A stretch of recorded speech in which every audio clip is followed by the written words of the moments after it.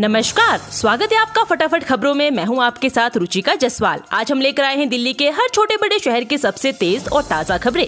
तो चैनल को सब्सक्राइब कीजिए और वीडियो कहां से देख रहे हैं कमेंट बॉक्स में जरूर बताएं।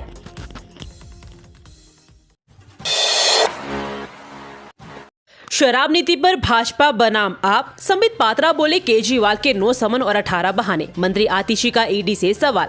मुख्यमंत्री अरविंद केजरीवाल के ईडी समन पर पेश न होने पर भारतीय जनता पार्टी ने प्रेस कॉन्फ्रेंस कर निशाना साधा है। भाजपा के राष्ट्रीय प्रवक्ता संबित पात्रा ने कहा है कि केजरीवाल समन के नाम पर डरा रहे हैं, बेल को राहत समझने की कोशिश न करें, 9 समन पर 18 बहाने लगा रहे हैं, दिन रात प्रेस कॉन्फ्रेंस करने वाले समन से भाग रहे हैं।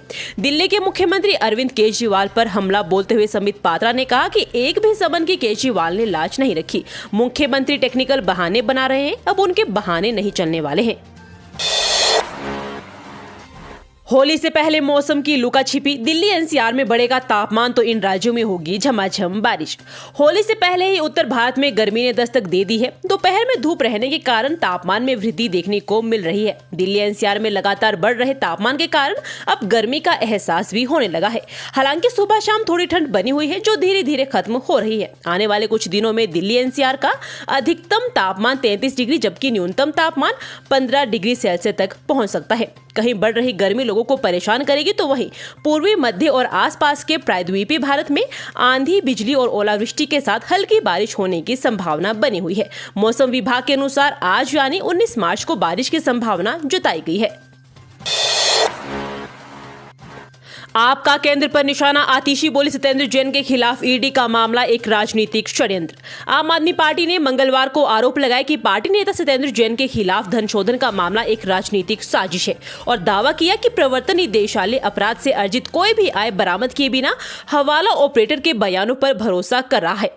प्रवर्तन निदेशालय की ओर से इस पर तत्काल कोई प्रतिक्रिया नहीं आई है। जैन को तब झटका लगा था जब उच्चतम न्यायालय ने सोमवार को धनशोधन मामले में उनकी नियमित जमानत खारिज कर दी और कहा कि ईडी द्वारा यह दिखाने के लिए पर्याप्त सामग्री एकत्र की गई है कि वह अपने 2 सहयोगियों के साथ कथित अपराध के लिए प्रथम दृष्टया दोषी है। बूथ स्तर के व्हाट्सएप ग्रुप बनेंगे हथियार, भाजपा उतारेगी 10,000 साइबर योद्धा। लोकसभा चुनाव में अपने पक्ष में वातावरण तैयार करने के लिए भाजपा बूथ प्रबंधन व चुनाव प्रचार के साथ ही इंटरनेट मीडिया पर अपनी सक्रियता बढ़ा रही है। आने वाले दिनों में भाजपा ने इंटरनेट मीडिया पर और आक्रामक तरीके से अभियान चलाने का निर्णय लिया है। नरेंद्र मोदी सरकार की नीतियों के प्रचार और विरोधी दलों को घेरने के लिए पूरी दिल्ली में लगभग 10,000 साइबर योद्धा को मैदान में उतारने की तैयारी है। मनी लॉन्ड्रिंग मामले में राउज एवेन्यू कोर्ट ने कार्ति चिदम्बरम को भेजा समन, 5 अप्रैल को होना होगा पेश। राउज एवेन्यू कोर्ट ने मंगलवार को चीनी वीजा मामले से जुड़े मनी लॉन्ड्रिंग केस में कांग्रेस सांसद कार्ति चिदम्बरम को समन जारी किया। विशेष न्यायाधीश M.K. नागपाल ने प्रवर्तन निदेशालय द्वारा दायर आरोप पत्र पर संज्ञान लेते हुए कार्ति समेत उनके पूर्व chartered accountant S. Bhaskar Raman और कुछ कंपनियों के प्रतिनिधियों सहित 6 अन्य को 5 अप्रैल को कोर्ट में पेश होने का निर्देश दिया। जीत गई मां की ममता, बेटे को चोरी छिपे भाग ले आया था पिता। दिल्ली हाईकोर्ट ने यूक्रेनी महिला को सौंपी कस्टडी। दिल्ली उच्च न्यायालय ने मंगलवार को एक यूक्रेनी महिला को अपने 5 वर्षीय बेटे के साथ अपने मूल देश वापस जाने की अनुमति दे दी। बच्चे की रूस यूक्रेन युद्ध शुरू होने के बाद उसका पूर्व पति भारत ले आया था। न्यायमूर्ति राजीव शकधर और अमित बंसल की खंडपीठ ने पारिवारिक अदालत के उस आदेश को बरकरार रखा जिसने क्षेत्रीय क्षेत्राधिकारी की कमी के आधार पर अखिलेश कुमार गुप्ता द्वारा दायर संरक्षिता याचिका को खारिज कर दिया था। दूसरी बार सांसद बने संजय सिंह सभापति की मौजूदगी में ली शपथ, कोर्ट से मिली थी इजाजत। आम आदमी पार्टी के सांसद संजय सिंह ने मंगलवार को राज्यसभा सचिवालय में शपथ ली। जनवरी में संजय सिंह को उनकी पार्टी ने दोबारा से राज्यसभा के लिए नामित किया था, लेकिन इन तकनीकी कारणों की वजह से उनकी शपथ टल रही थी। संजय सिंह अभी जेल में है और कोर्ट की परमिशन लेकर आज शपथ लेने पहुंचे थे। राज्यसभा के सभापति उपराष्ट्रपति ने उन्हें पद और गोपनीयता की शपथ दिलाई। मनीष सिसोदिया की न्यायिक हिरासत बढ़ी, अब 6 अप्रैल को होगी अगली सुनवाई। आप नेता और पूर्व मुख्यमंत्री मनीष सिसोदिया को शराब घोटाला मामले में दिल्ली की राउज एवेन्यू कोर्ट में पेश किया गया। कोर्ट ने मनीष सिसोदिया की न्यायिक हिरासत को बढ़ा दिया है। अब अगली सुनवाई 6 अप्रैल को होगी। दुनिया की सबसे प्रदूषित राजधानी बनी दिल्ली। प्रदूषण के मामले में ये है भारत की रैंकिंग। स्वीप ग्रुप IQ एयर ने दुनिया के सबसे प्रदूषित शहरों और देश की राजधानियों की सूची जारी कर दी है। एक बार फिर भारत की राजधानी दिल्ली दुनिया की सबसे प्रदूषित राजधानी बन गई है। PTI द्वारा जारी की गई जानकारी के अनुसार बिहार का बेगूसराय दुनिया के सबसे प्रदूषित शहर की लिस्ट में है। वहीं दिल्ली सबसे खराब वायु गुणवत्ता वाली राजधानी बन गई है। स्वीप ग्रुप IQ एयर ने एक डाटा जारी किया है।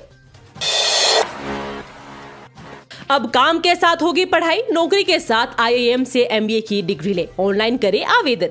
कामकाजी पेशेवर अब नौकरी के साथ साथ अपनी MBA की पढ़ाई पूरी कर सकेंगे। IIM संबलपुर ने ऐसे पेशेवरों के लिए 2 वर्षीय एग्जीक्यूटिव MBA प्रोग्राम में दाखिले की घोषणा की है। MBA एग्जीक्यूटिव प्रोग्राम में पेशेवर ऑनलाइन माध्यम से 31 मार्च तक आवेदन पत्र भर सकते हैं।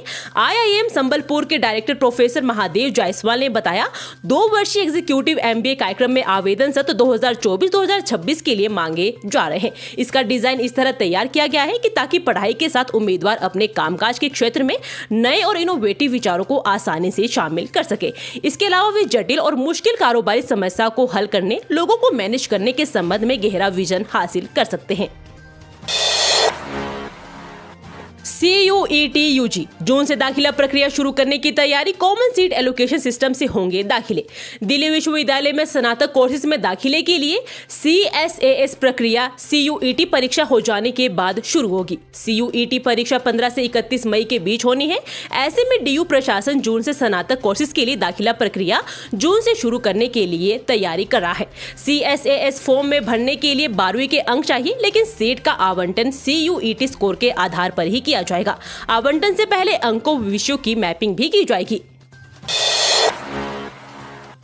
अमित शाह से मिले राज ठाकरे। दिल्ली में हुई मुलाकात ने महाराष्ट्र में बढ़ाया सियासी पारा। लोकसभा चुनाव के लिए बीजेपी ने कई राज्यों में सीटों का बंटवारा कर दिया है, लेकिन महाराष्ट्र में अभी तक इस पर डील फाइनल नहीं हो सकी है। इसी बीच महाराष्ट्र नवनिर्माण सेना के प्रमुख राज ठाकरे दिल्ली पहुंचे हैं। वो बीजेपी नेताओं से मुलाकात कर रहे हैं। राज ठाकरे दिल्ली में एक निजी होटल में ठहरे हुए हैं। बीजेपी के राष्ट्रीय महासचिव विनोद तावड़े ने मंगलवार सुबह राज ठाकरे से मुलाकात की। इसके बाद राज ठाकरे होटल से निकले और गृह मंत्री अमित शाह से मिलने पहुंच गए। दोनों नेताओं की मुलाकात की तस्वीरें भी सामने आई है। 3 घंटे के भीतर नहीं कराई प्रदूषण जांच तो कटेगा 10,000 का चालान। 100 पेट्रोल पंपों पर लगे CCTV।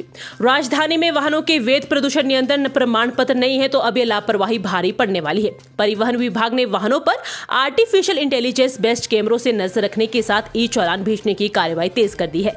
दिल्ली के विभिन्न क्षेत्रों में 100 पेट्रोल पंपों पर CCTV कैमरे लगाए गए हैं। इन कैमरों के बेहतर संचालन के लिए परिवहन विभाग एक एकीकृत एप्लीकेशन शुरू करने जा रहा है। इसके जरिए पेट्रोल पंपों पर लगे CCTV कैमरे एप्लीकेशन से जुड़ जाएंगे। परिवहन विभाग ने इसके लिए 6 करोड़ रुपए का टेंडर जारी किया है। ये 5 वर्ष के लिए होगा। ये थी आज की फटाफट खबरें। हम मिलेंगे अगले बुलेटिन में। तब तक के लिए धन्यवाद। जय हिंद।